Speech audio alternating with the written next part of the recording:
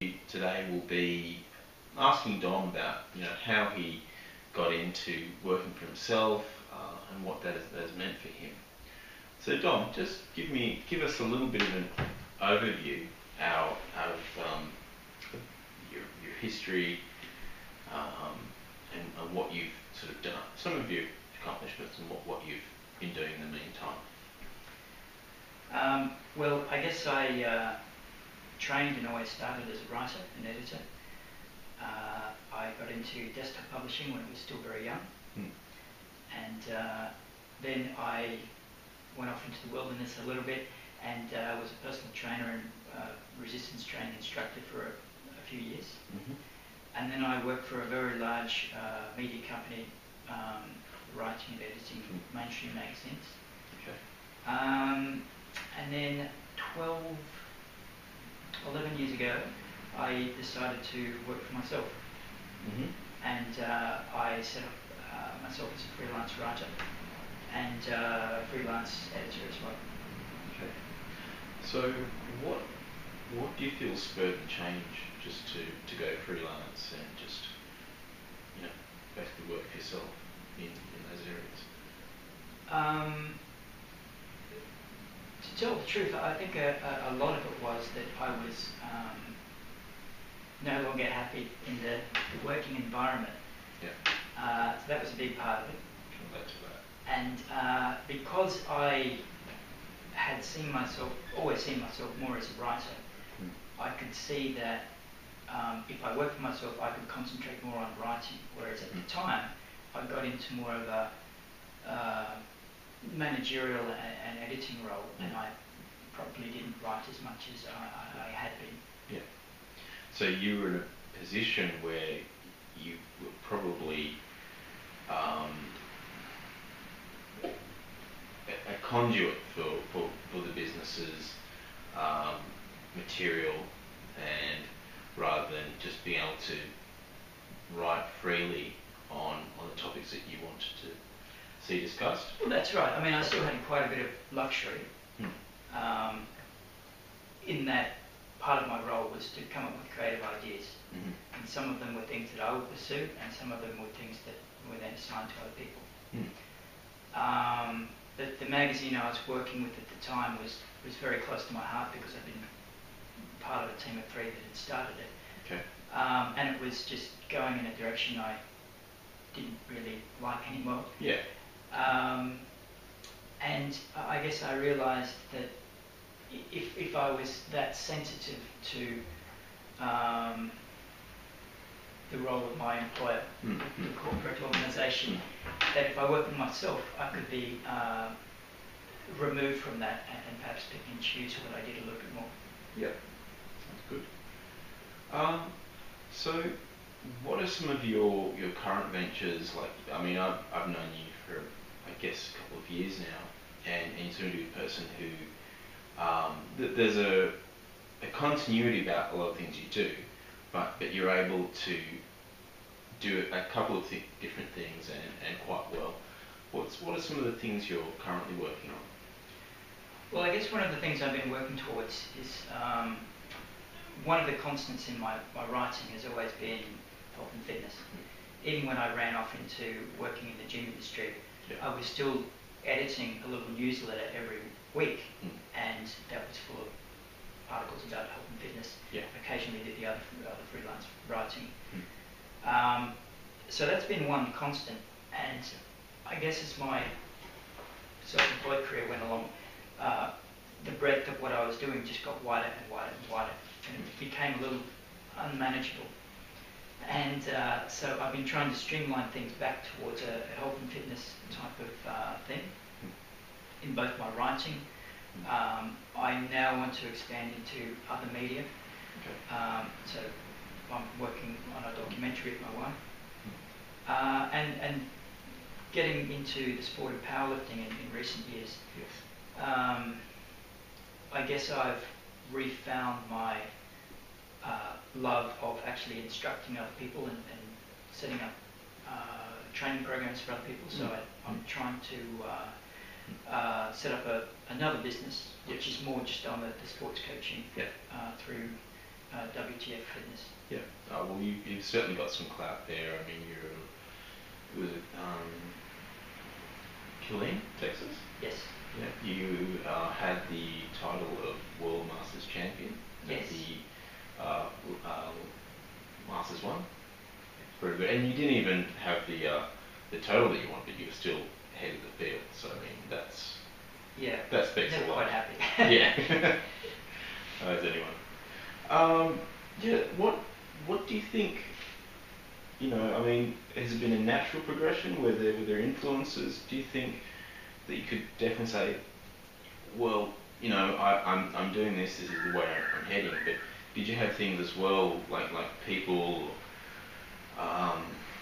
things that you saw that you just wanted to sort of emulate to take you down the track of being, I guess, self-employed, working from home?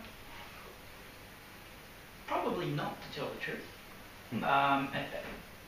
Because, to tell the truth, in my workplace, and as I said, it was a big magazine company, so I was aware of other magazines across the hallway. Yeah. And you would see people who would say, I'm going off to work from home and be a freelancer. Yes. 6 months later, they'd be coming back begging for their job. It's a very common thing. Yes. And it's not, they had an advantage in that they worked at a magazine, and this probably doesn't happen in all workplaces, but they could say, I'm going off to work for myself, can you still give me some work? And generally they did get some, but people, what I observed was people didn't organise their time and their finances enough, and they ended up coming back to their old jobs. Yeah, got cut short. And what have been some of the challenges that you've had along the way that, you know, maybe you have to relearn things, or just things that you just have to find a way around? I think largely it's been confidence. Because what happens when you work alone, and this is something particularly I think we touched this the other day as well. Sorry, go on. In the creative field, is that you don't have any validation of what you're doing. And you don't have feedback. Even if I write an article for a magazine, the magazine may get wonderful feedback, but I'll never know often, unless the magazine tells me. If I'm working in the magazine office, I'll know. So at times, what that's amounted to is not having enough faith in myself to pursue projects and lines of work that I probably should have gone after. Yeah. And in turn, I've been distracted by chasing dollars, doing work which in many ways didn't lead anywhere professionally and in some cases financially. Yeah. Understand that. If you don't mind me asking, what did you do to overcome that? What's helped you try to validate your confidence and just help boost everything else? I got married to a woman who basically has such faith in me that she says, don't be stupid enough to work for them again. That's good. That was a big thing. Yeah, that's a good thing. That's great. Look, there were a couple times that I actually began to wonder how well I functioned in a workplace and with the normal working environment. And I went back to a job. Yeah. And I think in a couple of ways there were good things about those things, but it also made me kind of disillusioned about that whole working structure at the same time. Yeah. It just made me realise that I should be better and I should appreciate self-employment a lot more. Yeah. So it you know, you came to more of a realisation, which gave you a decision to just stick with what you're originally doing and keep that moving ahead. Yes, yes. as I say, it's very hard that you to keep up your confidence. Yeah.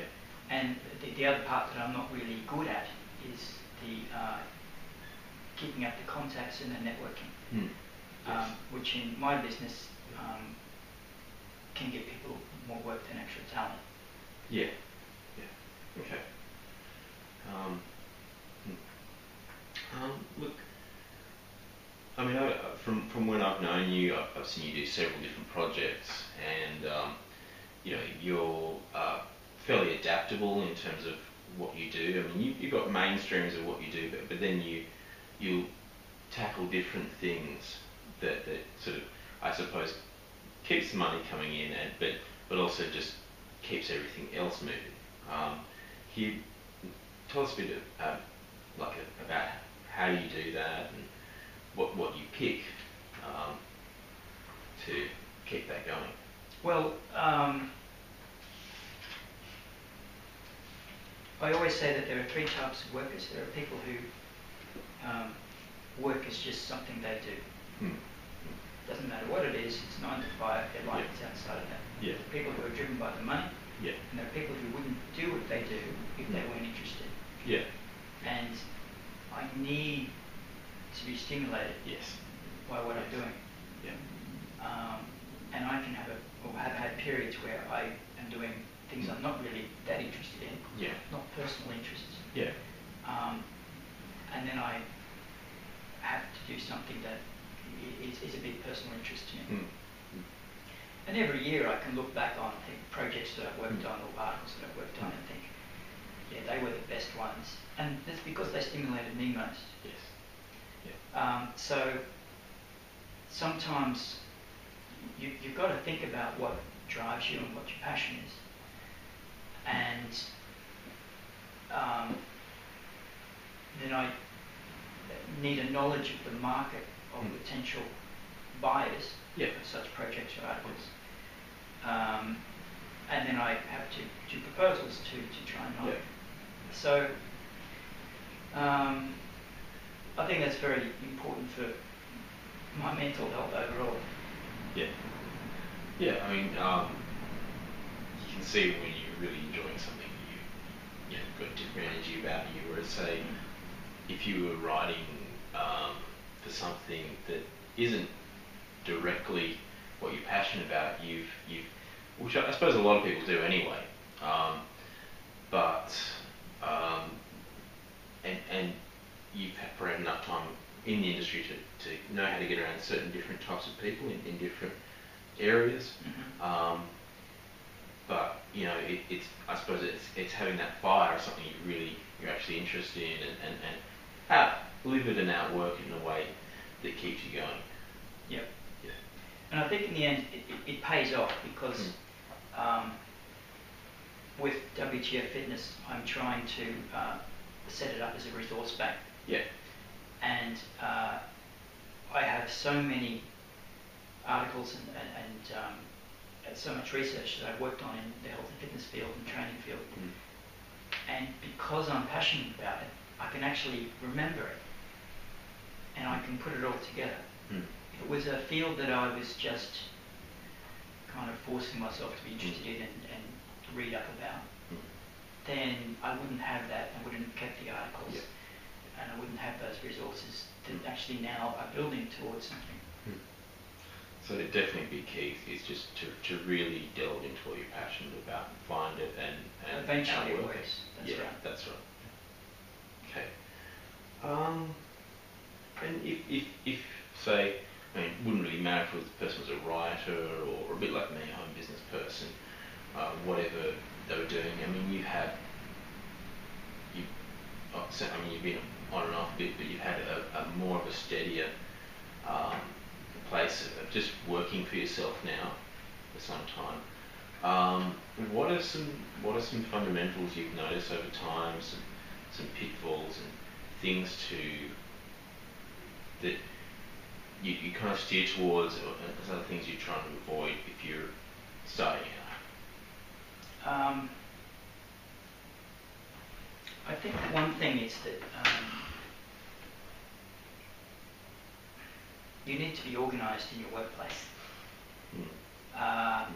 And there are some basic things you always hear about self-employment, about getting up, getting dressed, still like you know, as if it is a job, don't hang around in pyjamas. Yeah. Have a place that is your workplace. Yes. And have all the resources there that you need. So that means equipment, reference materials, so that it's still like an office to you. Yeah. And I think the other thing is that you need to be realistic about the time it takes for work to happen. Yeah. It's like starting a physical business, you know, that you don't undercapitalise. With my work, it's always been a case that I will be paid sometimes months after I've actually been doing the work. So if you don't kind of have realistic projections about these things, you can get into trouble. Yes. Okay. I mean, I suppose that means things like when you say you got up, you maybe might have a routine. I mean, I know you're quite well read, and you know from discussions with you stay up in events quite a bit. You know, I guess reading does that form a part of your consciousness and as to what you're doing in your business, or? Yes, I have a couple set reading periods in my day. One is just about keeping myself updated in health and fitness and training, and another is any other type of professional development. Yeah. So at the moment, for example, that's reading a book of interviews with famous humour writers. It could be anything. I've got another book there on publicity, marketing, and so forth. Yeah. Okay. But the thing is that you've got to set yourself ongoing little tasks like that, because when you work for yourself, unlike a workplace, you're not forced to do these things. No one says you have to. Yeah. And you can become all absorbed in doing one thing. Yes. Whereas in a workplace, it's the opposite. People are making sure you're doing 5 or 6 things at once. Okay. So, like, you schedule your time basically. You'd say you look at your calendar and you'd the phone's over here. You know, you might open only certain sites on in your computer workstation, that type of thing, and then you set an hour here to do, say, publicity for your business, or you might do another hour over here to read and then kind of implement that in your own words to a project that you might be doing, something like that. Yeah. And just sort of work that to and fro over the day. That's right. Yeah. It's very hard because I don't do a type of work which you can say this is going to take a set amount of time. A lot of it is research, and sometimes the stuff that you think is going to be easy to research is very hard, and some things that you think will be very hard becomes very quickly. Yeah. But you need to be able to do multiple projects at a time, and the only way to do that is to basically work out ways to schedule doing a little bit at a time each day. So a diary becomes very important. Yeah. Maybe a little bit aspirational sometimes, but at least it keeps the different things you should be doing in mind. And then I have a checklist of things that I have to do every day or every week. Okay, that's pretty good. I mean, and you've got a range of versatile goals to go through, and you're not going to, I suppose, meet everyone all the time, but you're meeting, I suppose you give them a list of priorities to where you have That's right, yeah. Going when. Yeah. And we're in the same block, and I've helped you in the garden every now and then. One of your, I suppose, your ways to, because it's easy to sort of kind of get mentally stuck, I suppose. So apart from the training, which we do. You come out in the garden. You'll have half an hour going through. Just give us a bit about the importance of that. Well, there's a couple of sides to that. One is that I always say I've never had a creative idea. Well, I can't recall having a creative idea sitting staring at a screen. So it is good to get up and walk away and have a break. And you need to have other stimuli.